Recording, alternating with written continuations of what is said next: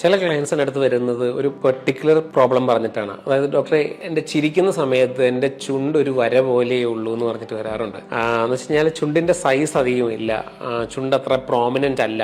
അത് ചെറുപ്പമുള്ള പേഷ്യൻസ് ആണെന്നുണ്ടെങ്കിൽ അവർ പറയാറുള്ളതെന്ന് വെച്ച് കഴിഞ്ഞാൽ ഡോക്ടറെ ചിരിക്കുമ്പോൾ അത് അപ്പർ ലിപ്പ് അധികം പ്രോമിനൻ്റ് അല്ല എന്ന് പറഞ്ഞിട്ടാണ് വരാറുള്ളത്.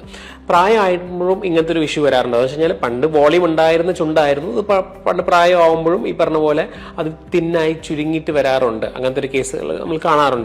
സൊല്യൂഷനായിട്ട് പ്രോബബ്ലി അവർ ലിപ് ഫില്ലേഴ്സും കാര്യങ്ങളുമാണ് നമുക്ക് കൊടുക്കാറുള്ളത്. ലിപ് ഫില്ലേഴ്സ് നല്ലൊരു ഓപ്ഷനാണ്, നോൺ സർജിക്കൽ ആയിട്ടുള്ള ടെക്നിക്കാണ്. നമുക്ക് ഫില്ലർ ഇഞ്ചക്ഷൻസും കാര്യങ്ങളും ചെയ്യാം. പക്ഷേ അത് 6 മാസം അല്ലെങ്കിൽ 8 മാസം കൂടുമ്പോൾ നമ്മൾ റിപ്പീറ്റഡ് ആയിട്ട് ചെയ്തുകൊണ്ടിരിക്കുന്നത് ഒരു എക്സ്റ്റേണൽ പ്രൊഡക്റ്റ് ആണ് നമ്മൾ യൂസ് ചെയ്തുകൊണ്ടിരിക്കുന്നത്. ഒരു പെർമനന്റ് ആയിട്ടൊരു സൊല്യൂഷൻ അല്ല എന്നുള്ളതാണ് അതിൻ്റെ ഒരു പ്രോബ്ലം. ഇതിനൊരു പെർമനന്റ് ആയിട്ടുള്ള സൊല്യൂഷൻ എന്ന് പറഞ്ഞു കഴിഞ്ഞാൽ നമുക്ക് ഇതിന്റെ കൂടെ ലിപ്പിന്റെ ഫാറ്റ് ഗ്രാഫ്റ്റിംഗും ചെയ്യാം. അതിന്റെ കൂടെ ലിപ്പിലെ ലിഫ്റ്റ് എന്ന് പറഞ്ഞൊരു പ്രൊസീജിയർ ഉണ്ട്. ലിപ്പ് ലിഫ്റ്റ് എന്ന് പറഞ്ഞ പ്രൊസീജിയർ നമ്മൾ ശരീരത്തിന്റെ മൂക്കിന്റെ അടിയിലായിരിക്കും അതിന്റെ സ്കാറും കാര്യങ്ങളും ഉണ്ടാവുക. നമ്മൾ ലിഫ്റ്റിനെ പെർമനന്റ് ആയിട്ട് ലിഫ്റ്റ് ചെയ്യുന്നൊരു പ്രൊസീജിയറാണ്.